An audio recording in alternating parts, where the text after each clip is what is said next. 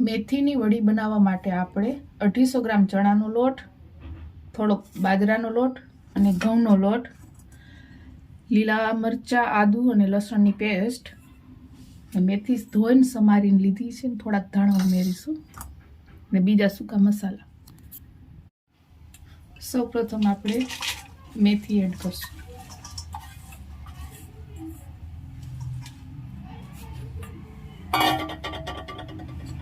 તેમાં આપણે ખાંડેલા લીલા મરચાં, આદુ, લસણ ઉમેરી દઈશું. અને 250 ગ્રામ ચણાનો લોટ છે અને આ ઘઉંનો લોટ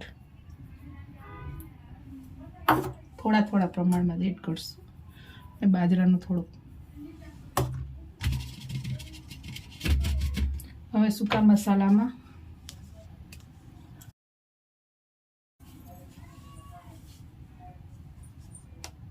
ધાણા જીરું પાવડર,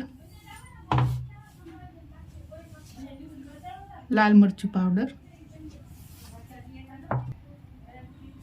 અને હળદર.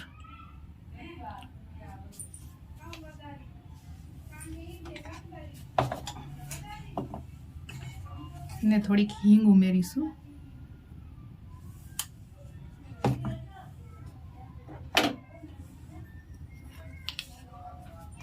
સ્વાદ પ્રમાણે મીઠું.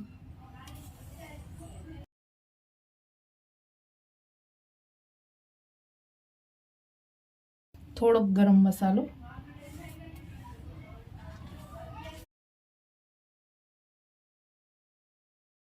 બે ચમચી ખાંડ ઉમેરીશું.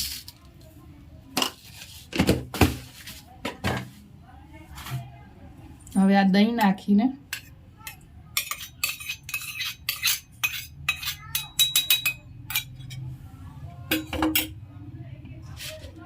થોડુંક તેલ ઉમેરીશું. હવે આને લોટ બાંધી લેશું.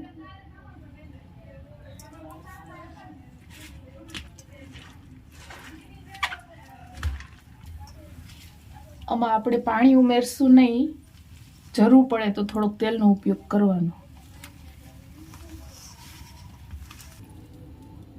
આપણો લોટ બંધાઈને તૈયાર થઈ ગયો છે. હવે એને આપણે વડીનો શેપ આપશું.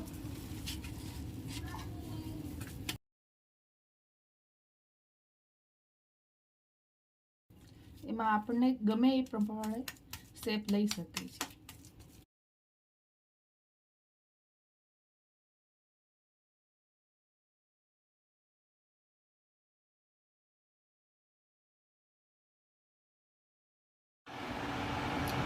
હવે આપણી આ વડી તૈયાર છે. તેને આપણે સ્ટીમરની બદલે તપીલામાં જારી ગોઠવીને સેટ કરી સ્ટીમ થવા દઈશું.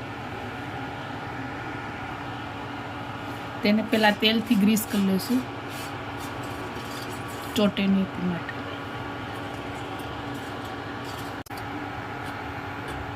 સ્ટીમ નીકળવા માંડે એટલે ગોઠવી દઈશું.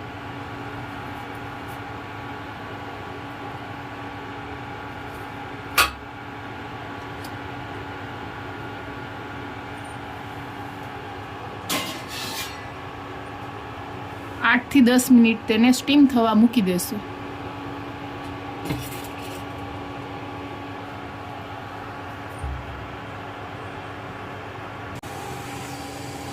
આઠ મિનિટ થઈ ગઈ છે. હવે જોઈ લેશું.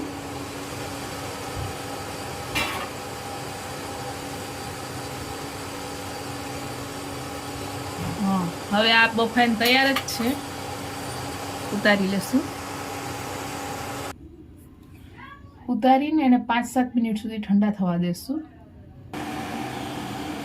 હવે આ ઠરી ગયા છે. તેને શેપમાં લઈ કટ કરી લઈએ.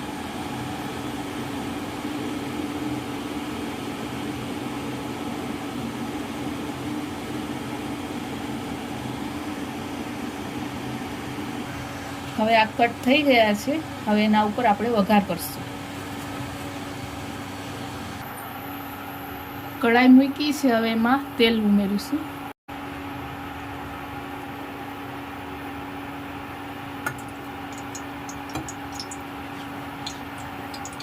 ને અને આ આપણે એટલી વસ્તુ વઘારમાં ઉમેરીશું: રાઈ, જીરું, તલ, લીલા મરચાં, સૂકા મરચાં, તમાલપત્ર અને લીમડાનો વઘાર કરીશું.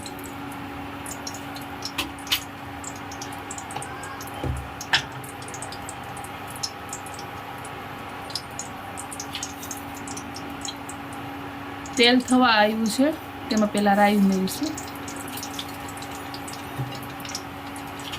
ત્યારબાદ જીરું,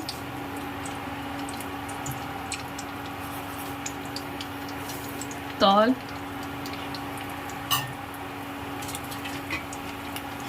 સૂકા લાલ મરચાં, તમાલપત્ર, લીમડો અને લીલા મરચાં.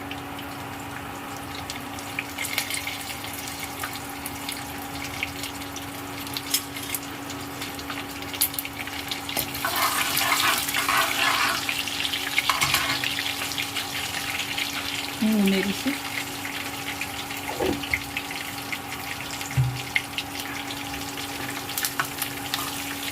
સારી રીતના સતળાઈ જાય ત્યારબાદ આ મેથીની વડી મૂકીશું.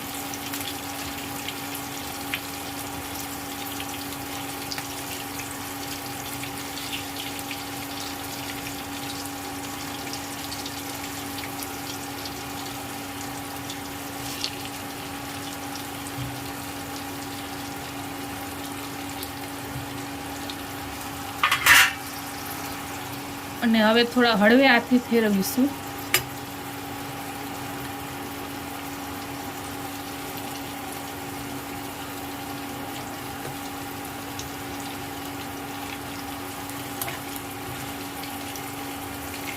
એકદમ ક્રિસ્પી થઈ જાય ત્યાં સુધી પકાવી લેશું. હવે આ પાકી ગયા છે અને તૈયાર છે, એટલે હવે આપણે સર્વ કરીશું.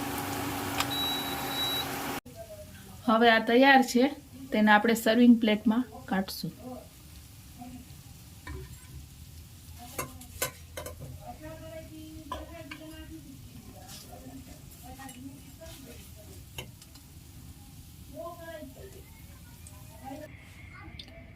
તેને સર્વ કરી આપણે લીલી ચટણી અને દહીં સાથે સર્વ કરશું. તૈયાર છે મેથીની વડી. જો આ તમને રેસિપી ગમી હોય તો મારા ચેનલને લાઈક, શેર અને સબસ્ક્રાઈબ કરવાનું ભૂલતા નહીં.